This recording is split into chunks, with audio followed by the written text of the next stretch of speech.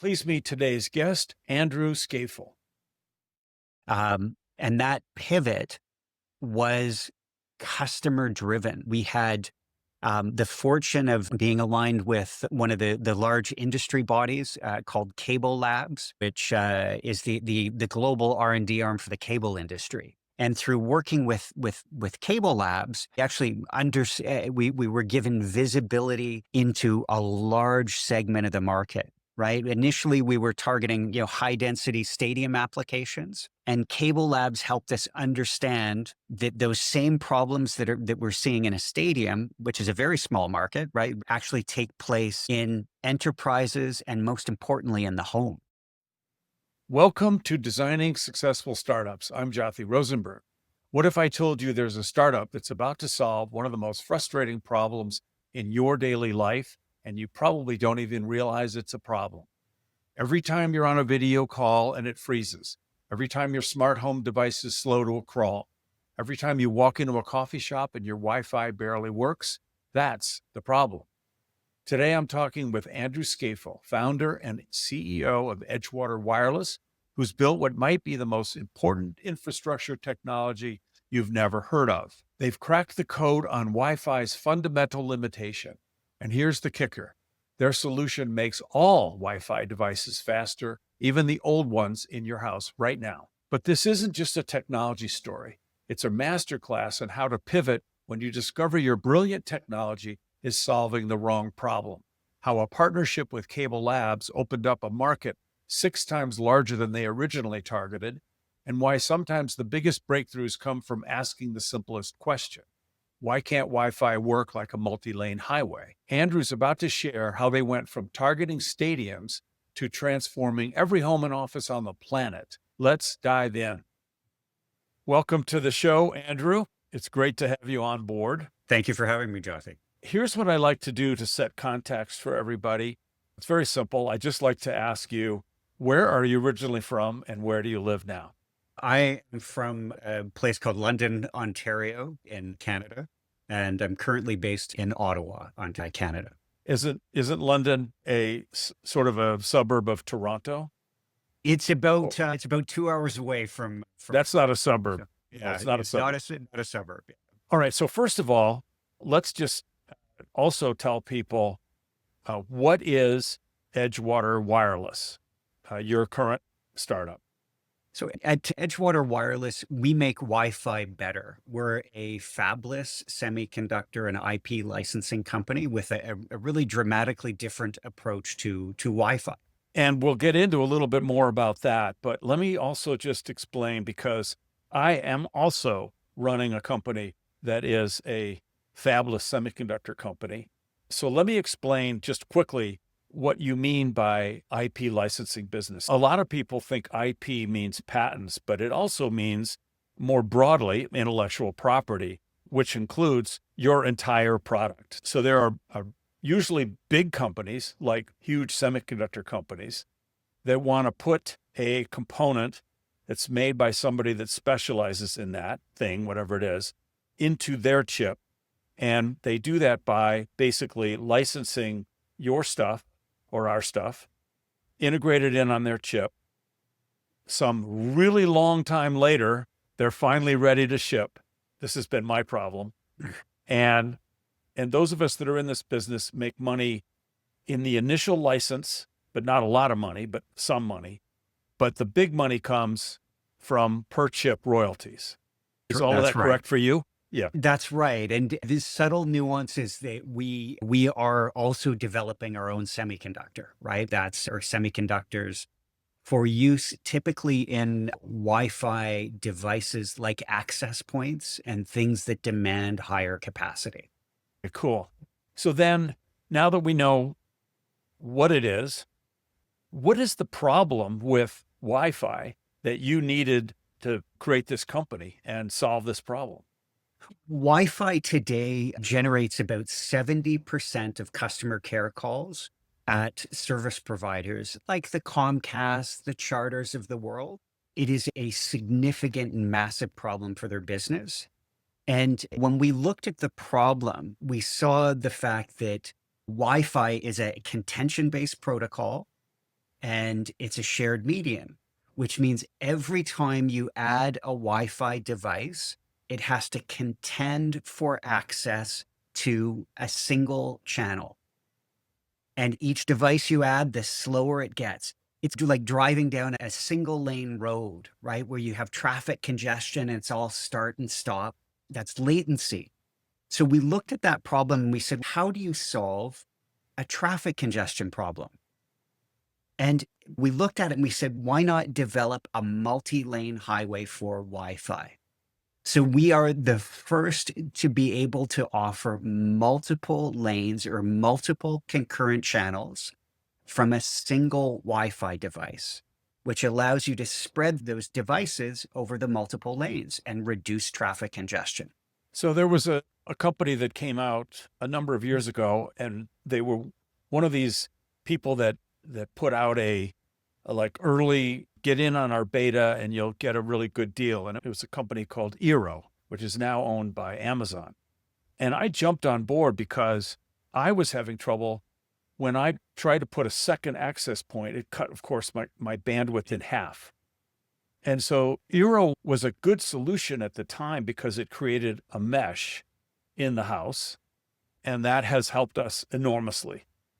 But they didn't do what you're doing, which is going at a much more fundamental level of making it essentially higher bandwidth. Yeah, it's like Aero is a very cool product, right? And really push the bounds of improving coverage. Now, the key challenge that you really identified with Aero is, and all mesh providers, is they're essentially sharing that same single channel, right? So they may be increasing coverage, but they're adding devices to the network. And so with our approach, which is what we call spectrum slicing, we can add physical capacity. So for applications like Aero, for example, you can dedicate channels or lanes for those mesh nodes and actually improve the performance in your house, add the bandwidth and while lowering the latency, because we're able to spread those pod devices over more channels without compromising performance. So it's really an evolution of where Wi-Fi is going. And we like to think of ourselves as standards leading. The Wi-Fi since 1999 has been based on a single lane or single channel architecture.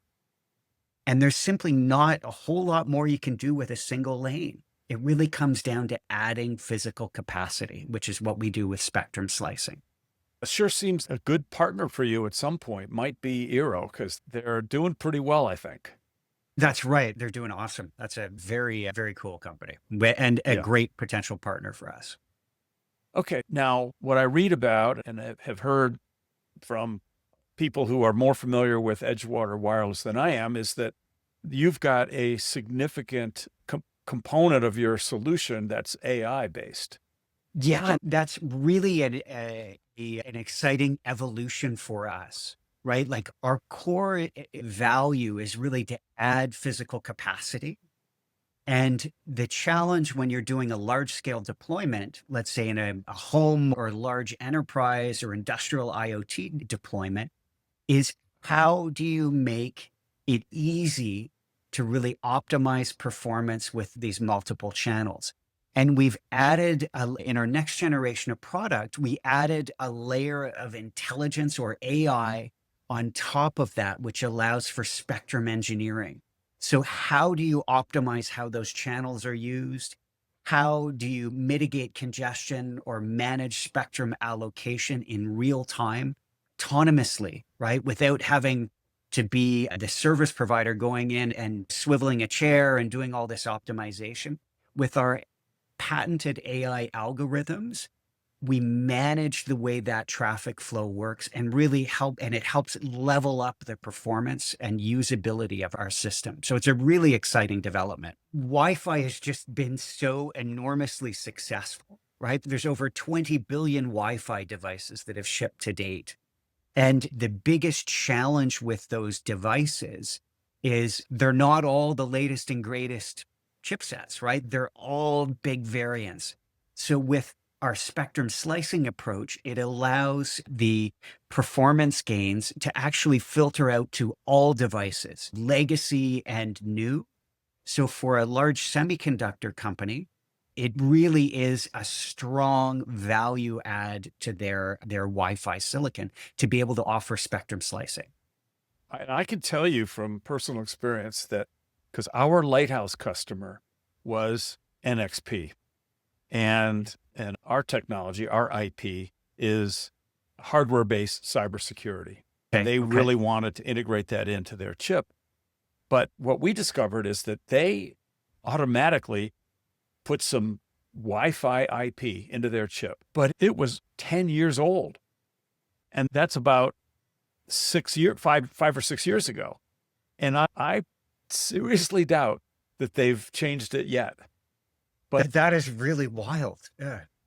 here's a funny thing that happened too.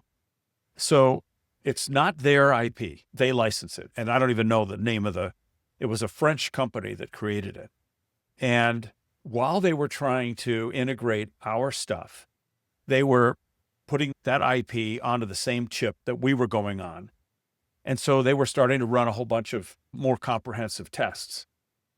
And they called us up and they said, "We think there's a bug in your product." And we were so new that we assumed there were quite a few bugs. So we jumped on it and we started to investigate. And we sheepishly went back to them and said, "No, it appears that there's actually two bugs in the Wi-Fi stack you're using." And then we showed them the data and they said, "Oh my God." And they'd been shipping it for 10 years. And these were bugs that would enable somebody to easily take over the whole chip Wow. because it was a buffer. They could do a buffer overflow and inject their own code into the portion of their chip, which was just this Wi-Fi stuff. The bad guy has injected however much code they want, millions of bytes of code, and then they start running that code and it takes over the whole chip. And so they were like, "Oh my God, what do we do?" Because they can't patch that kind of thing out in the field. It's just there. And like I said, it had been shipping for 10 years. It was in a lot of chips. They typically ship about the numbers for these big semiconductor companies. A given part likes to ship 100 million units a year. That's incredible. Hi, the podcast you are listening to is a companion to my recent book, Tech Startup Toolkit: How to Launch Strong and Exit Big. This is the book I wish I'd had, as I was founding and running 8 startups over 35 years. I tell the unvarnished truth about what went right and especially about what went wrong. You could get it from all the usual booksellers. I hope you like it. It's a true labor of love. Now back to the show.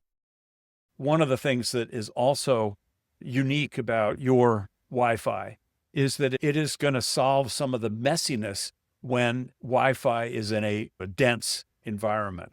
And I think we've all seen some signs of that when we're in the middle of a city and there's just Wi-Fi from everyone on the floors above you and below you and on the buildings next to you. And it's just crazy. So what is it that your AI is going to do to help solve that problem? It's interesting, right? When we first started doing this, high density was a stadium, and that's where the challenge really was. But with that enormous and continual increase in the number of devices, high density now extends from stadiums to businesses to the home. So it is a phenomenally large problem. Now, traditional Wi-Fi, when it is faced with dense environments, is reactive, right? So when a collision occurs, Wi-Fi is a very robust protocol, right? So it will, rebroadcast. It will do all of these things to make sure that your packets get through, no matter how congested it is. It's where you get that latency, and it's compounded when there's interference added. Now, all it can really do is back off and retransmit. That's really the sort of the native ability. Now, and often you get increased latency, or your connection will drop, your video pixelates, all of these things.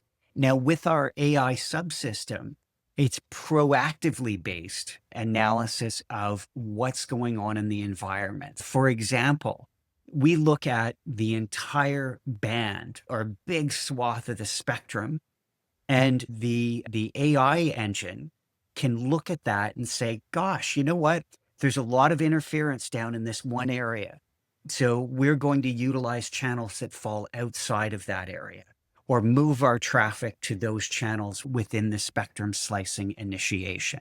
So it enables the use of the data received, the coverage area, and all of these inputs to deliver and boost the overall quality of service and really transform that user experience. It's like your Wi-Fi is recognizing a spike in video traffic, not just the environment, but also the usage. And it reallocates the spectrum capacity to handle the load or to mitigate the interference or to really help minimize the messiness that's in a dense or challenging environment. So I also got some information that you recently got some very prestigious award from the Canadian government. Yeah, it's been a really exciting year so far.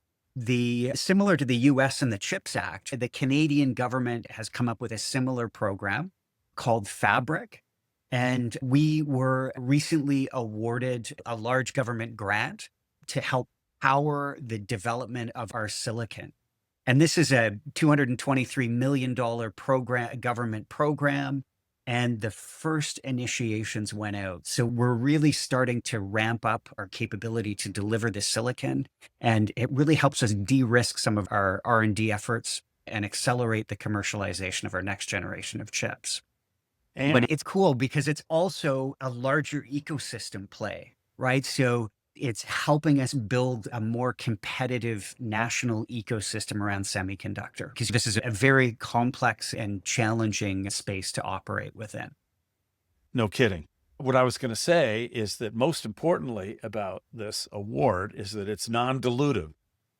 That's it. Yeah, yeah. You as a multi company founder that minimizing dilution makes all of your shareholders and stakeholders much more happy. Much happier. Yes. Yeah, yeah. You are part of the Silicon Catalyst incubator program, as was I. What has it done for you? Oh, it's interesting, right? Being able to it's done a number of things, right? Being able to tap an ecosystem of partners and advisors, I think has been a real positive outcome for us. The advisor network, as you're aware, is some of the top semiconductor people in the world with very deep subject matter expertise. So for us, being able to reach out to folks and being engaged with folks that have done similar things or have such a deep bench strength of industry expertise is helping us on the execution from refining product market fit and preparing for mass manufacturing and also many of the sort of the intangible things in building a semiconductor company, right? Like finding people to do specific work has been a challenge in the space, and having Silicon Catalyst behind us really helps. And then the in-kind partner ecosystem has been extremely helpful. Since joining Silicon Catalyst, we've aligned ourselves with ARM, which was a very exciting development just to be able to crack into that ecosystem, very powerful ecosystem. And we're working with a number of other partners at this time as well, which we'll be talking about in the upcoming weeks. And so I remember we got just tremendous discount on Synopsys tools, for example, that are otherwise so expensive. It's incredible. And I think for us, being able to have such a cost-effective relationship with somebody like a Synopsys is incredible, or ARM being part of their flexible access program. We would not have been able to access such valuable world-renowned IP without being part of that program. So it's been really helpful. And it's a couple months ago, we were at the portfolio company update in Silicon Valley, where we got to give our initial presentation. And gosh, it was a room full of people who actually understand semiconductor products and invest in semiconductor products. And The Q&A in that event was like nothing that we've seen before. Just very detailed, in-depth, challenging questions, which was amazing.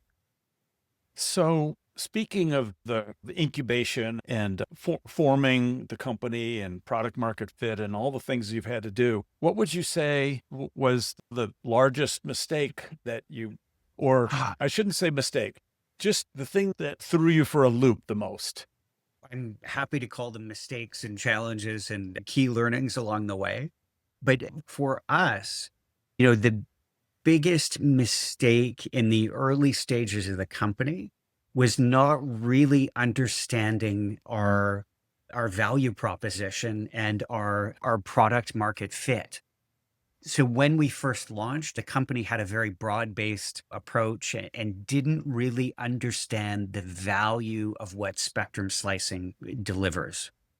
And that kind of led to some struggles and a pivot, actually. Once we peeled back the layers of the onion and really understood the problem that we're solving.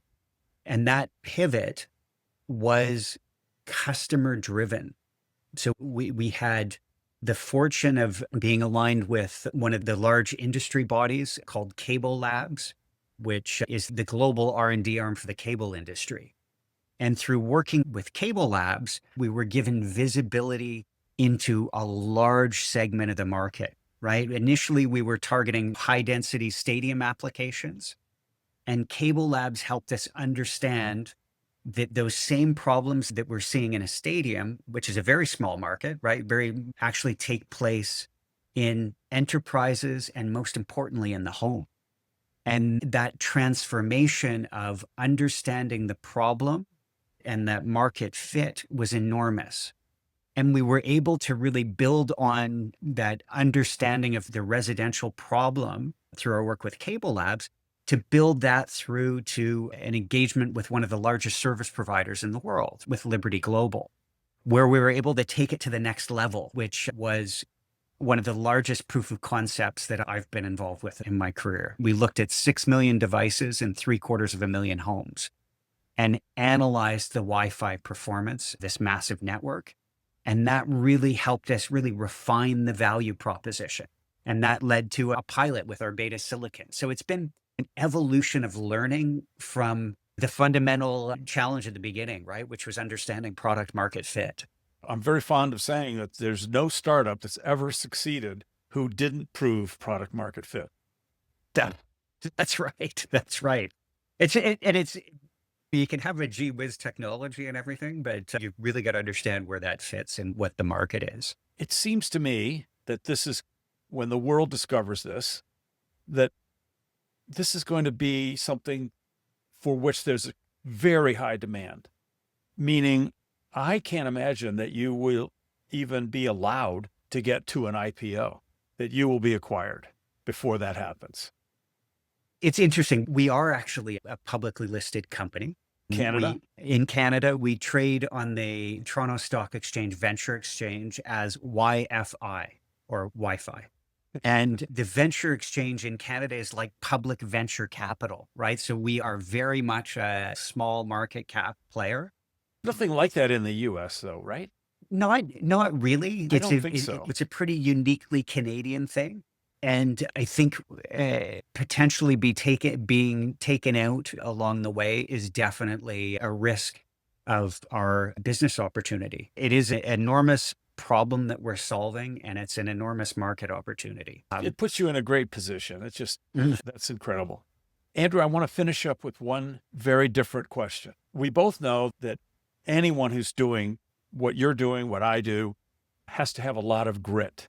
And I would like to know where your grit comes from. Oh, wow. That's a good question. That's a good question. It's really hard to say where it comes from. I'm If I had to identify a personal flaw, it would be I don't like to lose. And I'm mildly competitive. I don't know if that's such good grit, but that's and I don't know about you, but what we do is actually it's really fun, right? You have an opportunity to have an outsized impact on a global industry, and you get to meet some really neat people along the way. I'm going to be watching. This is going to be very interesting to watch. Maybe I'll get more active as an advisor for the Silicon Catalyst group. I haven't really spent a whole lot of time doing that because I haven't had a whole lot of time to do it. And that would be great. Be great to connect again. This has been excellent. Thank you for taking the time. And I think a lot of people will learn a lot from this discussion we just had. Excellent. Thanks for having me. And here are your 3 toolkit takeaways. Takeaway number 1, product market fit trumps cool technology. Andrew's biggest lesson, having amazing technology means nothing if you don't understand the real problem you're solving. Edgewater started targeting stadiums, a tiny market, until Cable Labs showed them the same problem existed in every home and office. Don't fall in love with your first market assumption. Let customers guide you to where the real pain lives. Takeaway number 2, strategic partnerships can 10x your market understanding. Notice how Cable Labs didn't just validate their technology, they completely transformed their business model. The right industry partner can give you visibility into problems in markets you never knew existed. Look for organizations that have a bird's eye view of your industry's biggest challenges. Takeaway number 3, in deep tech, validation means scale. Andrew didn't just get a few pilot customers. They analyzed 6 million devices across 750,000 homes. In infrastructure and deep tech, you need massive scale validation to prove your solution works in the real world. Small pilots aren't enough when you're trying to transform fundamental technology that billions of people rely on. That's our show with Andrew. The show notes contain useful resources and links. Please follow and rate us at podchaser.com/designing successful startups. Also, please share and like us on your social media channels. This is Jothy Rosenberg saying TTFN, ta-ta for now.